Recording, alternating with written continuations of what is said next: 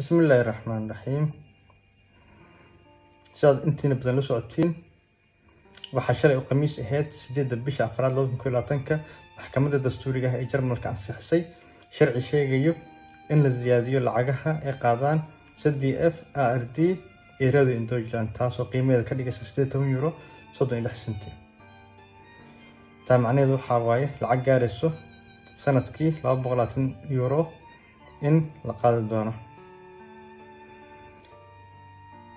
maamul goboleedka Saxony-Anhalt ayaa taasi ka soo horjeestay mar hore oo abiil ka qaatay shalay ayaan maxkamaddu go'aamisay in lacagahaas dib loo ziyaadiyo.